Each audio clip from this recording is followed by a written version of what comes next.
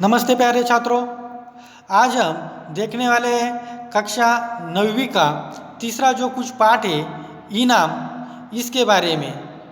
तो हाँ छात्रों, इनाम यानी कि तोहफा, उपहार जो किसी काम के बदले में दिया जाता है, इसे इनाम कहा जाता है। और इसकी जो कुछ रचना की है लेखक अरुण। तो इसके परिचय के बारे में जानकारी हासिल करेंगे कि इनका जो कुछ जन्म है 3 जनवरी 1928 मेरठ उत्तर प्रदेश में हुआ है। अरुण जी कहानीकार और उपन्यासकार है। गद्य के संबंधी कहा जाए तो किसी विषय पर तार्किक, बौद्धिक, विवेचनापूर्ण लेख निबंध है। और इस हास्य व्यंग्य में उपहास का प्राधान्य होता है। उपहास यानी कि मजाक। प्रस्तुत पाठ में लेखक ने रेफ्रिजरेटर का आधार लेकर समाज की जो कुछ विभिन्न विसंगतियां हैं, इसे हास्य के माध्यम से करारा व्यंग्य किया है। तो हाँ छात्रों, आज हम इनाम इस पाठ का जो कुछ हिस्सा है यह देखेंगे। सबसे पहले इनाम इस पाठ में जो भी कुछ प्रमुख पात्र है इसका जरा जिक्र करेंगे। तो देखिए, इसमें पहला लेखक है, दूसरा जो कुछ है लेखक की पत्नी विमला, तीसरा जो कुछ पात्र है लड़का हेमंत, और चौथा जो कुछ पात्र है लेखक की लड़की अमिता। इसके बाद शक्की है, बिगड़ा दिल है, शांति बुआ, चमनलाल, कैलाश और पड़ोसी दीनदयाल, इन्हें लड़के ताऊजी भी कहते हैं, दिनेश, चक्रवर्ती, रमा, रामानुज। यह जो कुछ पात्र है यह इनाम या इस हास्य व्यंग्यात्मक निबंध में दिया है। तो चलिए शुरुआत करते हैं इनाम इस पाठ को। देशी कंपनी ने रेफ्रिजरेटर बनाया और उसकी प्रसिद्धि के लिए विदेशी विज्ञापन अपनाया। भारत भर में प्रतियोगिता का जुगाड़ किया। सवाल था, इस रेफ्रिजरेटर को खरीदने के क्या 7 लाभ है। 1 अप्रैल को फल निकालना था। जिस या जिन प्रतियोगियों का उत्तर कंपनी के मोहरबंद उत्तर से मेल खा जाएगा उसे या उन्हें एक रेफ्रिजरेटर मुफ्त इनाम दिया जाएगा।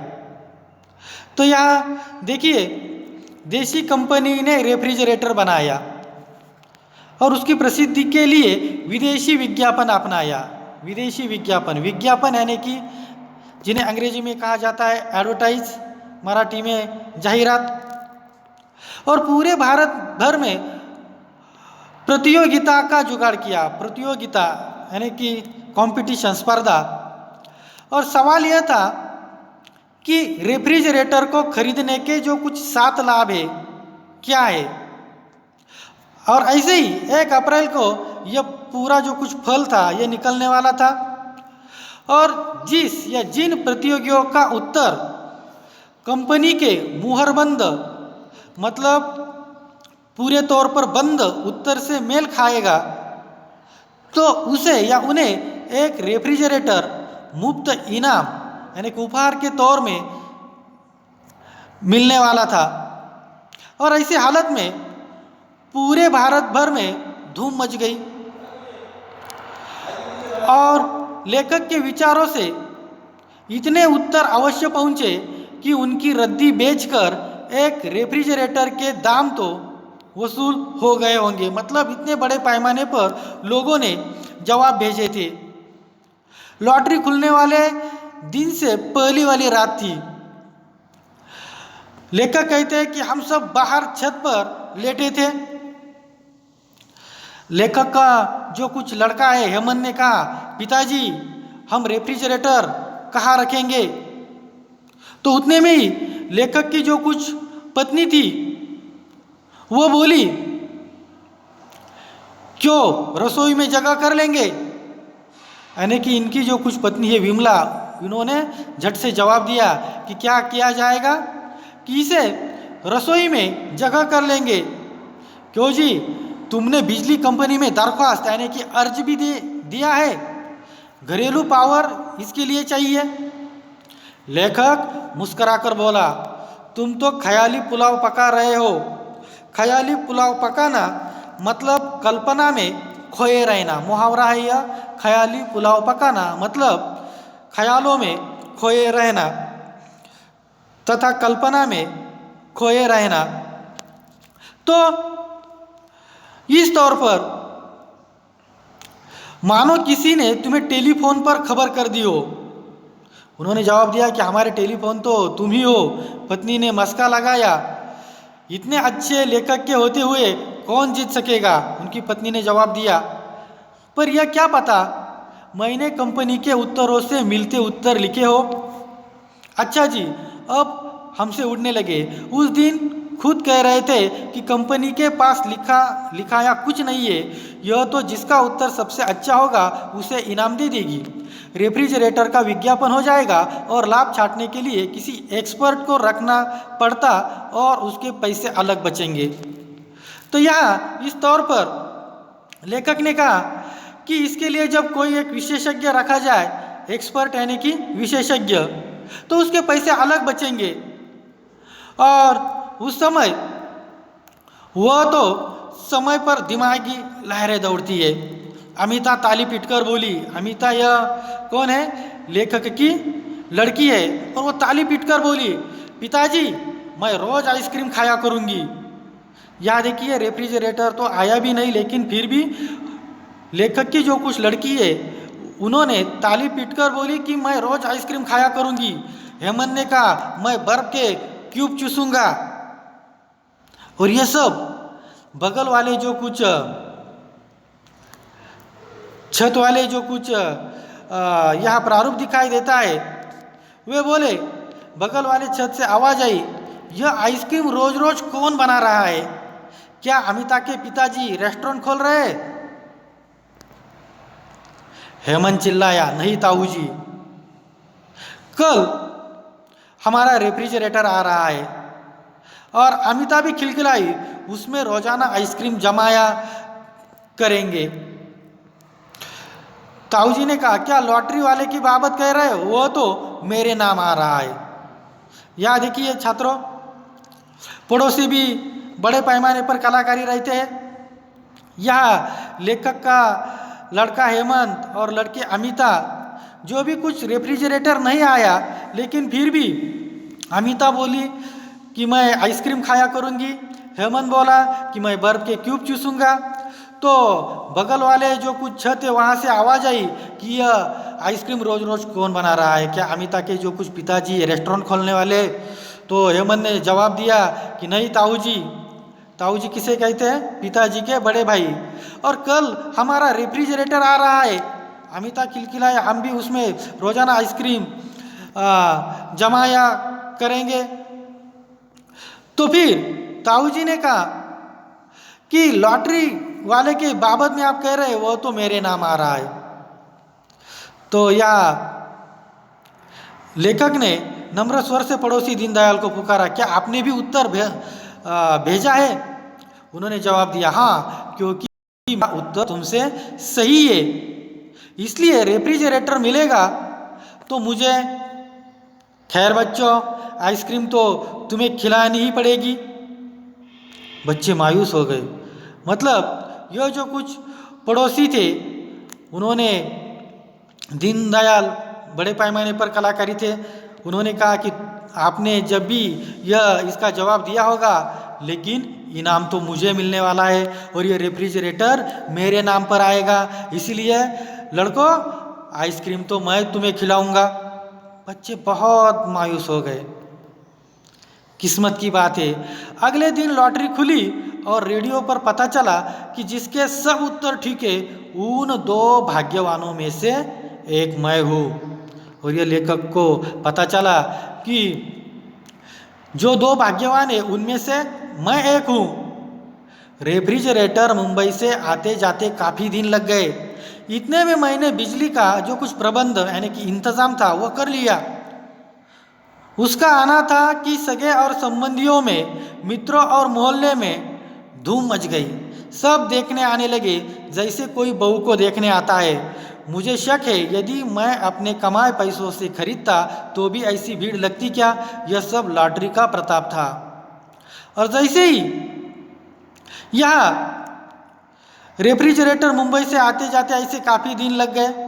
लेकिन दरअसल हुआ यह कि जैसे कोई नई बहू को देखने आता है ना, वैसे लेखक के घर पर भीड़ मतलब बहुत ही बड़े पैमाने पर कतार लग गई। और यह सब कुछ जो कुछ प्रताप था किसका था? लॉटरी का। पहले आने वालों को पत्नी ने शिकंजी बनाकर पिलाई, खाने का पदार्थ, कुछ शौकीनों के लिए चाय बनी।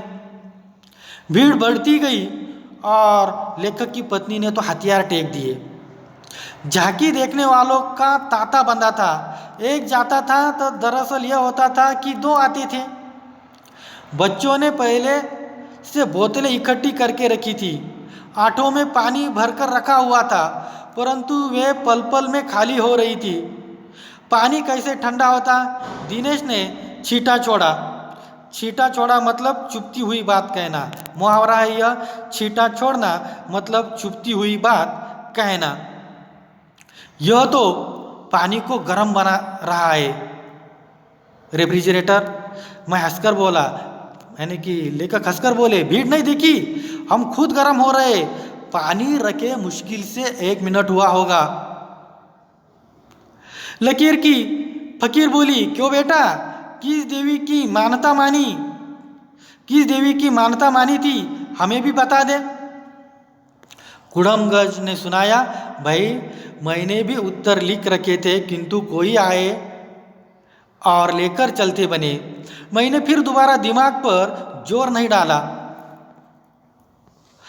उनके साथी ने पूछा, कहीं अरुण तो नहीं उठाया?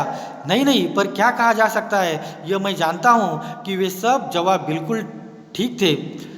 जला भुना बोला, जब बिजली का बिल आएगा तब बच्चों को पता लगेगा कि सफ़ेद हाथी बांध लिया है। शक्की ने कहा, मुझे पता है, अरुण का रिश्तेदार कंपनी में नौकर है। उसने असली जवाब इसे चुपके से लिख भेजे कि मुफ्त का रेफ्रिजरेटर घर में ही रह जाए। एक तो लगातार लोगों का आना परेशान कर रखा था, दूसरे इस जलीकटी ने कांटों में डंक का काम किया। हम दोनों बिलबिला उठे। एक बिगड़े दिल ने हेमंत को पुचकार कर पूछा, क्यों बेटे, तुम्हारे जलीकटी ने कांटों में डंक का काम किया? हम दोनों बिलबिला उठे। एक बिगड़े दिल ने हेमंत को पुचकार कर पूछा, क्यों बेटे, तुम्हारे पिताजी कितने दिन पहले मुंबई गए थे? तो यह जो कुछ पूरा प्रारूप है, यह इस तौर पर दिखाई देता है कि यह जो कुछ रेफ्रिजरेटर आपके यहाँ आया है, कैसे आया है, किस देवी देवता की जो कुछ मानता मानी। लकीर की फकीर बोली। कुड़मगज ने सुनाया, आपने जो भी कुछ उत्तर लिख रखे थे, किंतु कोई आए और लेकर चलते बने।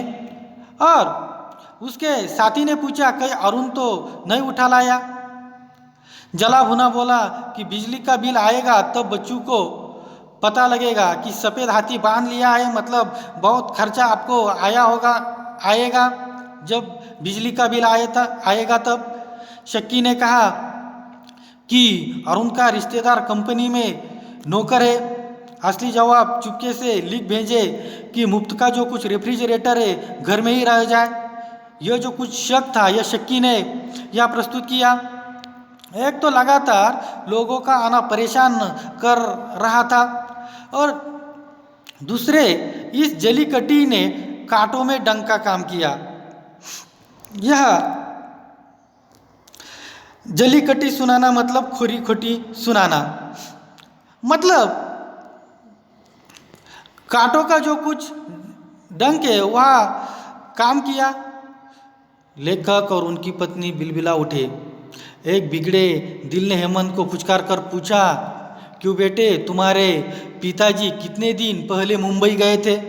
मतलब इन पड़ोस वालों का यह कहना था छात्रों कि आपके पिताजी कुछ दिन पहले मुंबई गए होंगे और उन्होंने कुछ यह रिश्वत दी होगी और फिर यह रेफ्रिजरेटर आपके घर पर आया होगा तथा कंपनी में आपका कोई एक मेहमान होगा और उसने ही आपके नाम पर यह रेफ्रिजरेटर भेजा होगा। ऐसा शक है ये जो कुछ पड़ोस वाले थे ये करने लगे थे। तो छात्रों आज के लिए बस इतना ही। इनाम इस पाठ का जो कुछ अगला हिस्सा है अगली तासिका में। तब तक छात्रों धन्यवाद।